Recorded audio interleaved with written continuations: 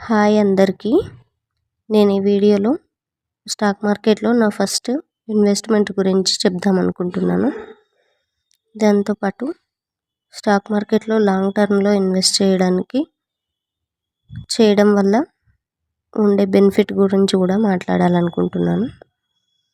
నేను first stock market గురించి ఏమీ తెలియనప్పుడు ఒక అకౌంట్ ఓపెన్ చేసినప్పుడు నేను గోల్డ్ బీస్లో ఒక 50,000 ఇన్వెస్ట్ చేశాను. అప్పుడు అది 40 రూపీస్ ఉంది.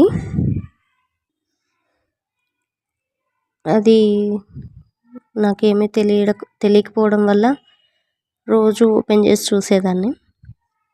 అట్లా ఒక 6 మంత్స్కి అది 50 రూపీస్కి అట్లా వచ్చింది. ఈలోపు వేరే స్టాక్స్ గురించి కూడా తెలుసుకుంటూ ఉండేసరికి ఇది అస్సలు పెరగట్లేదు, వేరేవన్నీ పెరుగుతూ ఉన్నాయి, అనవసరంగా ఇందులో మనీ వదిలేశాను అన్న ఫీలింగ్ తోటి దాన్ని 50 రూపీస్ దగ్గర అమ్మేశాను.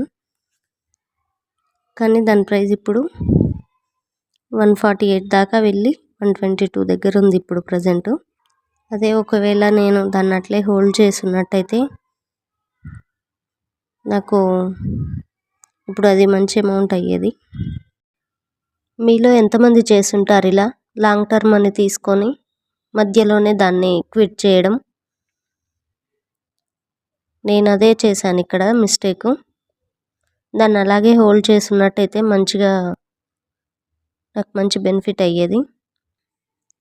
దాంతోపాటు గోల్డ్లో ఇన్వెస్ట్ చేయాలి అంటే ఫిజికల్ గోల్డ్ కొంటే బెటరా, లేదంటే ఇట్లా గోల్డ్ ఈటీఎఫ్స్ కానీ బాండ్స్ కొంటే బెటరా అనేది కూడా మాట్లాడాలి అనుకుంటున్నాను.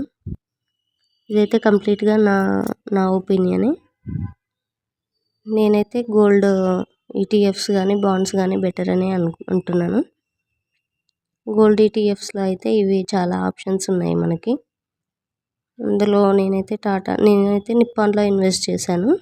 కాకపోతే టాటా ఈటీఎఫ్ కూడా ఉంటుంది, టాటా గోల్డ్ ఈటీఎఫ్, అది కూడా చాలా మంచిది.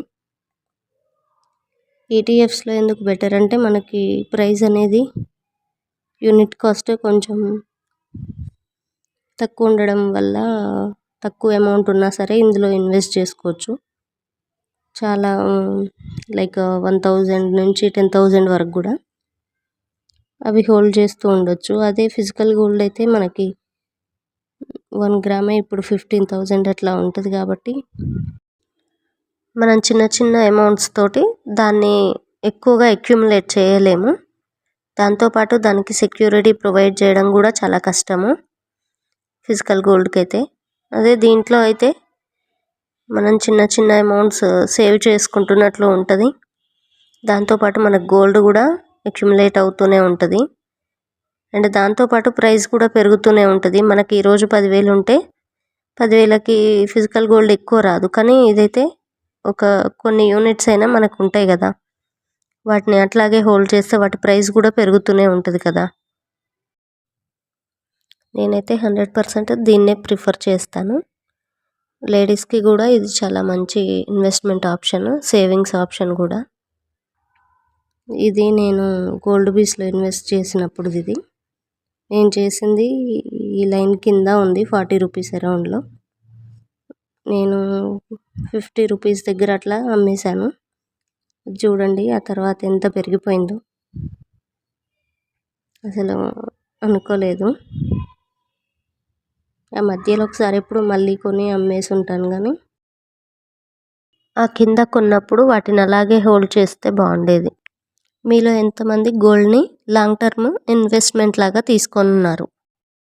ఒక 5 years అయినా దాన్ని హోల్డ్ చేయాలని అనుకొని తీసుకుంటాం, కానీ మధ్యలోనే దాని నుంచి డైవర్ట్ అవుతాం.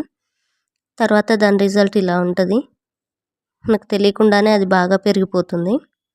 ఈ వీడియో మీలో ఎవరికైనా రిలేట్ అయినా, లేదంటే ఎవరికైనా హెల్ప్ అవుతుంది అనుకున్నా కూడా వాళ్ళకి ఈ వీడియోని షేర్ చేయండి.